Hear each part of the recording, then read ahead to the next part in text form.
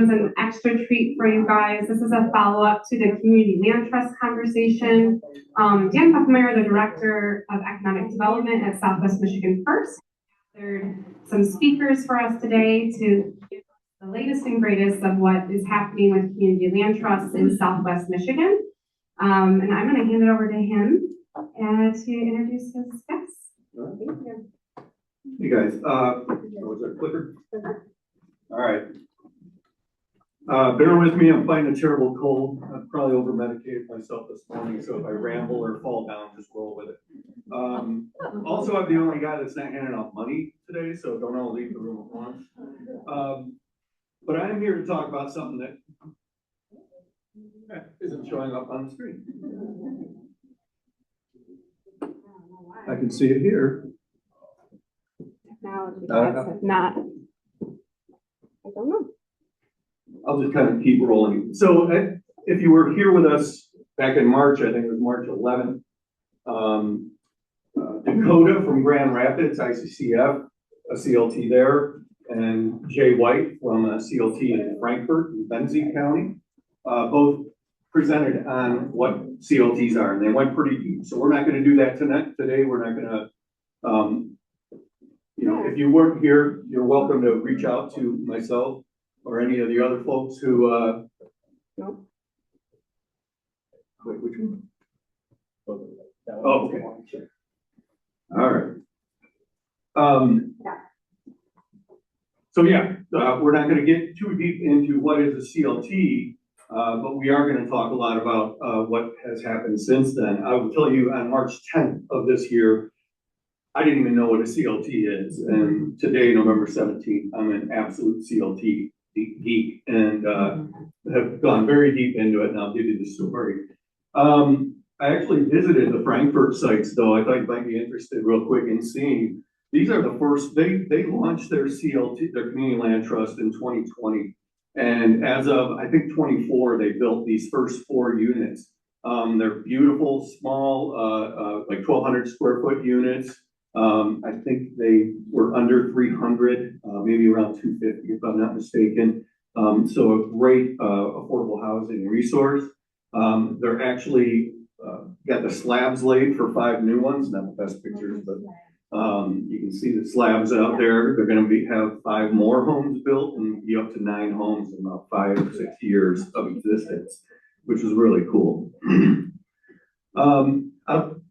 As I said, I am a CLT wacko now, and there are, if anyone here is interested in pursuing community land trusts, looking into it for your community, your county, I'd love to try to be a resource, but there are many resources I've found out there. Grounded Solutions Network is a national resource that I've joined on behalf of my organization. They are an amazing resource for this and actually some other things that we're utilizing in our communities. Michigan Community Land Trust Coalition. So there is a group in specific to Michigan. We have a call every month. Some of the folks in here I know participate in it.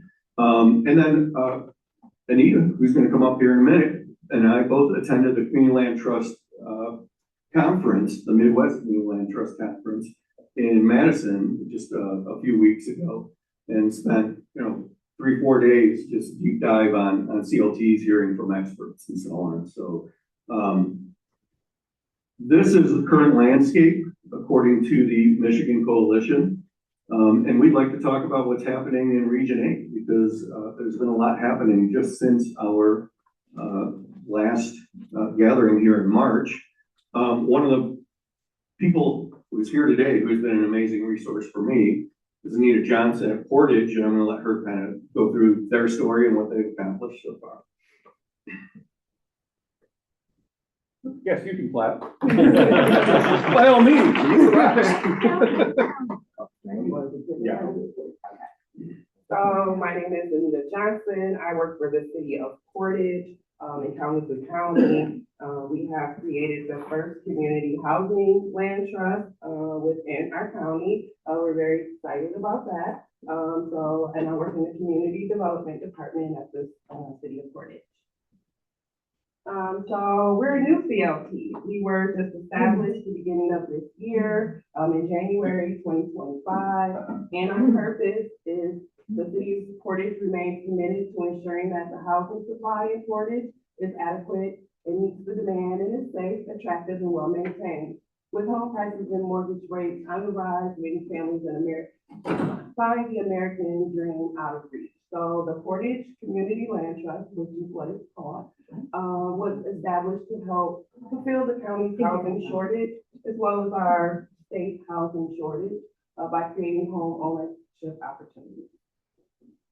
So as you can see, we have our mission here.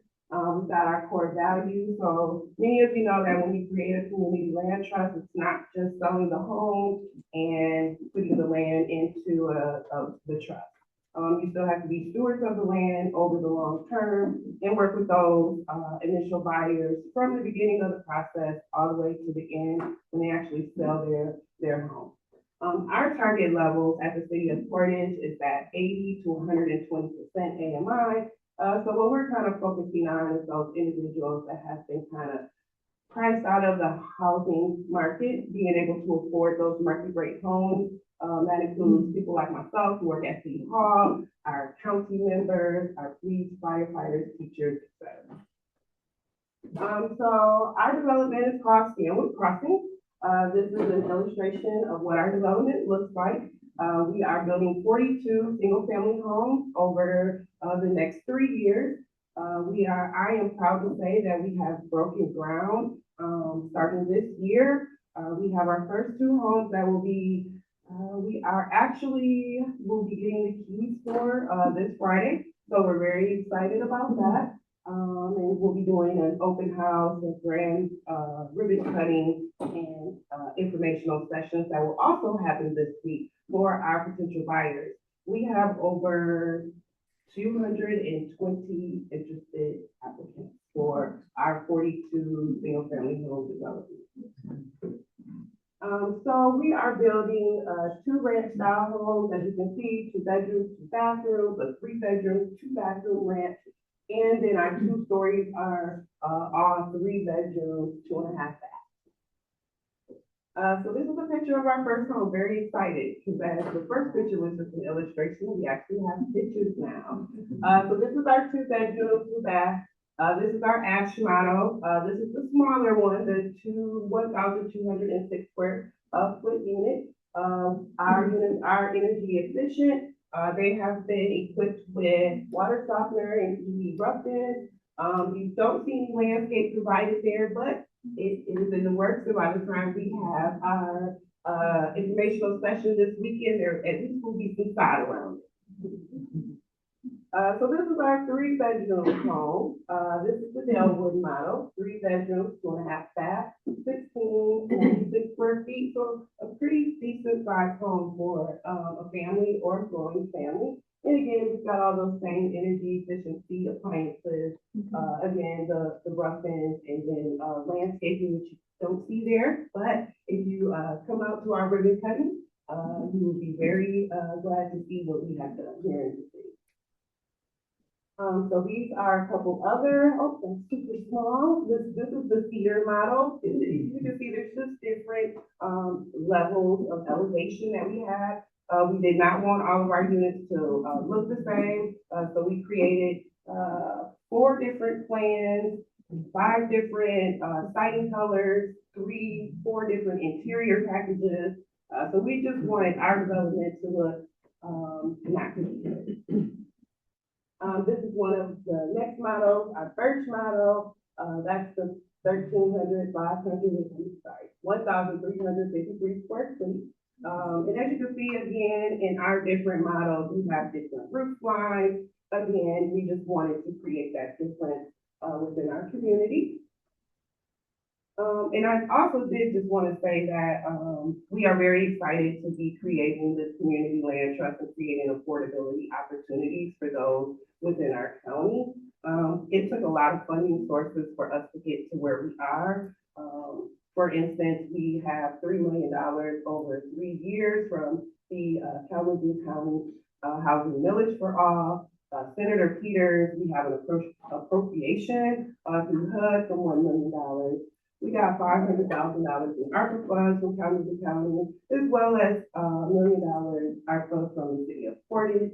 And then we're also using our CIP, our capital improvement project budget, to be able to make sure that this project is successful. And we are very excited to be building 42 new single-family homes that will come to market.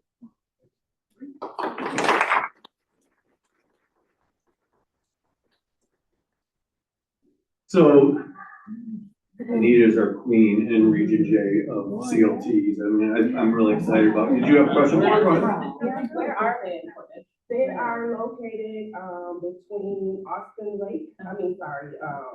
Westlake and Austin Lake, so between Stanley and Woodbine. Very desirable location. And just to put out there, if anybody's interested in joining our Michigan CLT coalition, let me know. I am the vice chair of that coalition, so I can get you some contact information for the network. All right. All right. So wanted to give you a taste of some other things that are in process. Anita certainly is taking the lead, but there's another program or a project going on in South Haven. I asked Michael to keep me honest on this one, but I got this information from the Dwelling Place. Dwelling Place is a CLT and affordable housing. They do various ranges of affordable housing in Grand Rapids.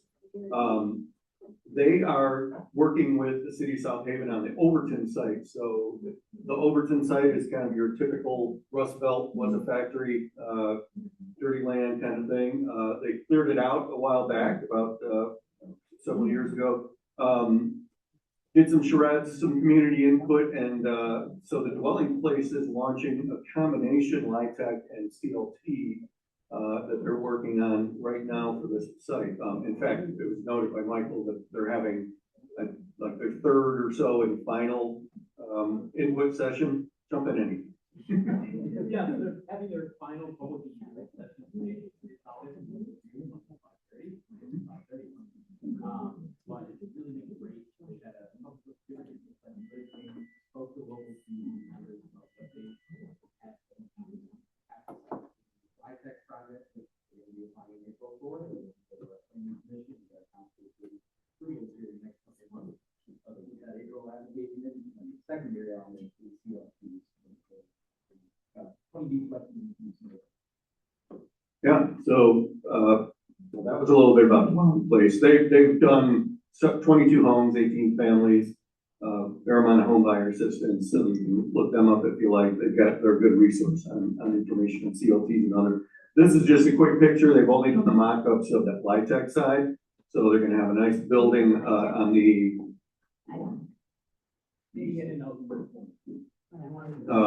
So that's up at the bottom of the site plan there. And then everything at the top is contemplated for CLT homes. So one kind of exciting program going on in Region J as well. It happened again.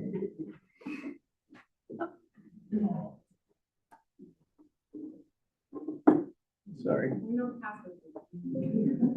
Oh, you see the password? Yeah. Yeah, you know. Why do you even have a password? Put it on the computer. Hey, I did it. That might be the first time I won over technology. All right, so finally, my little passion project. So Berrien County, we have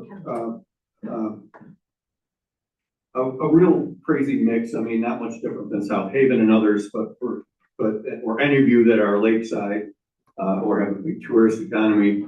But we struggle a lot in especially southwest corner of Berrien County and up along the lake with economy that is not year round, with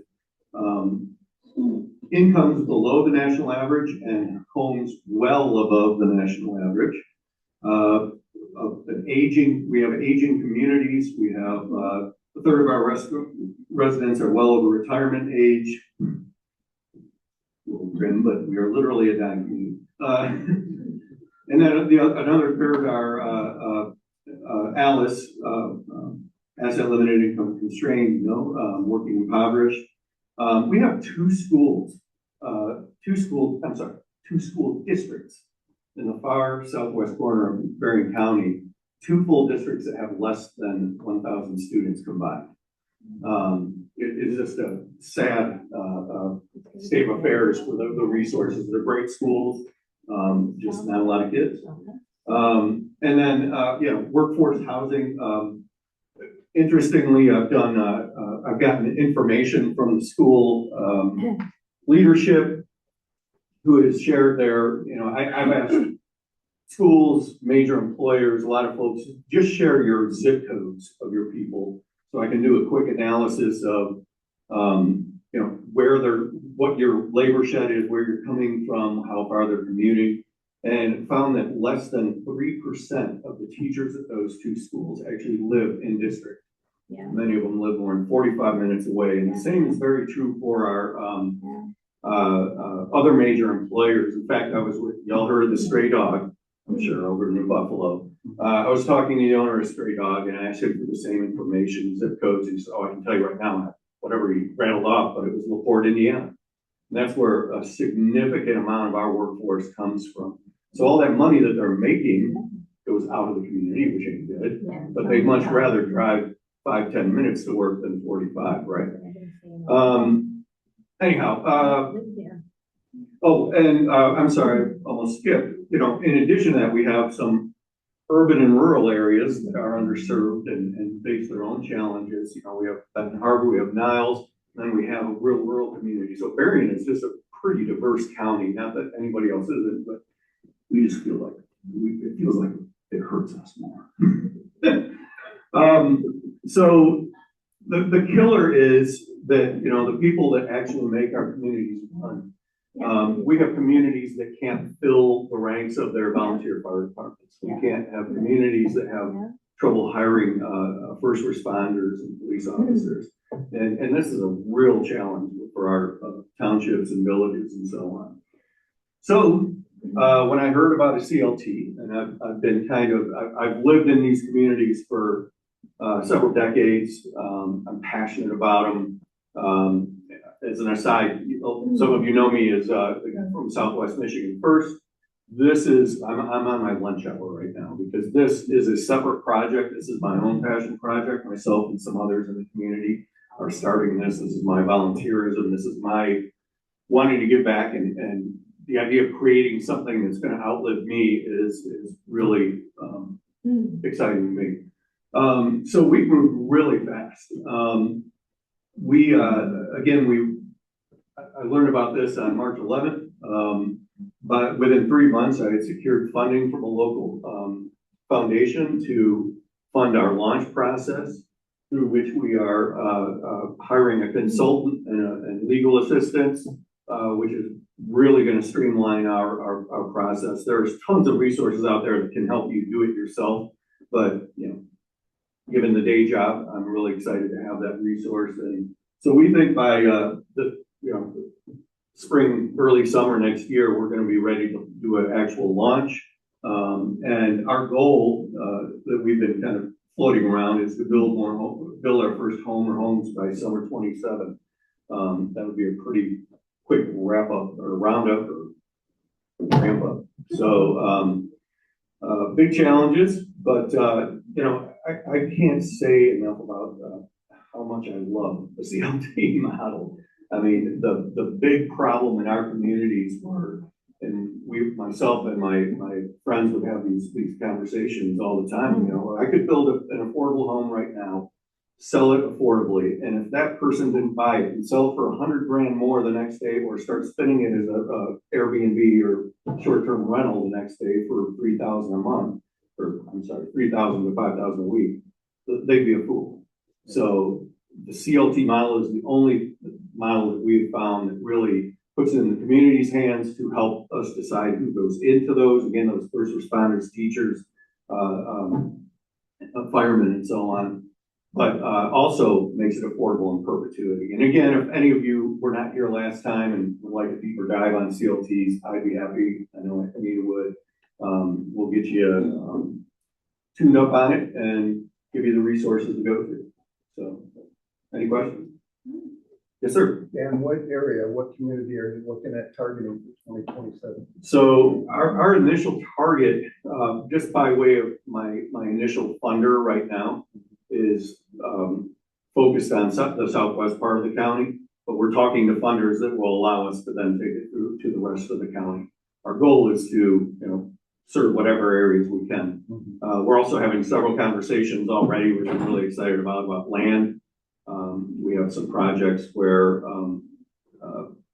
employers or municipalities have land available that we may be able to get donated, so that, that's step one, right?